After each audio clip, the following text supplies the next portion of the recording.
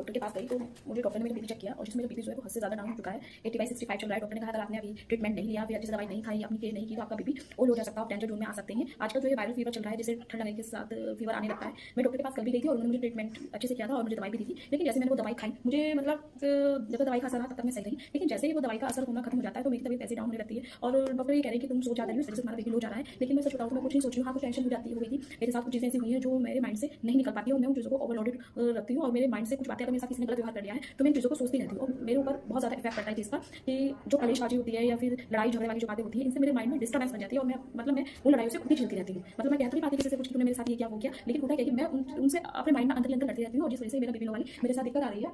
मैं काफ़ी कोशिश कर रही हूँ, मेडिटेशन भी कर रही हूँ कि मैं कोई टेंशन ना लूँ। मेरे साथ जो चीज़ें हुई हैं मैं उनको समय के साथ साथ उन्हें भूलने की कोशिश कर रही हूँ, लेकिन मैं उनको भूल नहीं पा रही हूँ। मेरा भी 3 मंथ्स का बेबी भी है, छोटा सा है, उसकी केयर भी कर रही हूँ और अपने घर आई हुई हूँ। अभी तो मेरी थोड़ी सा हालत इतनी खराब हो रखी है, मतलब सीवियर कर रहे हैं हाथ मेरे, मतलब मैं बैठी हुई तो मेरे हाथ इतना सीवियर कर रहे हैं कि बस मैं बता नहीं सकती। तो पता नहीं क्या रीज़न रहा कि ये बीपी इतना डाउन जा रहा है, मैं कुछ सोच भी नहीं रही हूँ माइंड में। अब देखते हैं क्या होता है जल्दी से, या फिर मुझे आज शाम में डॉक्टर के पास एडमिट होना पड़ेगा कि मेरा मुझे ऐसी दवाई दी जाए या फिर मुझे ड्रिप लगाई जाए ताकि मेरा बीपी बढ़े, मेरा बीपी लो ना रहे। लोग ये कहते हैं कि आप नमक खाओ, आप कॉफी पियो, चाय पियो, मैं सब कुछ ट्राई कर रही हूँ, लेकिन क्या मेरा बीपी लो ही जा रहा है और हाइपरटेंशन की वजह से ये हो रहा है। मैंने कोई टेंशन नहीं ली है, मैं डॉक्टर से बता के देखती हूँ, पहले मैंने टेंशन ली थी, लेकिन अब मैं कोई टेंशन नहीं ली है।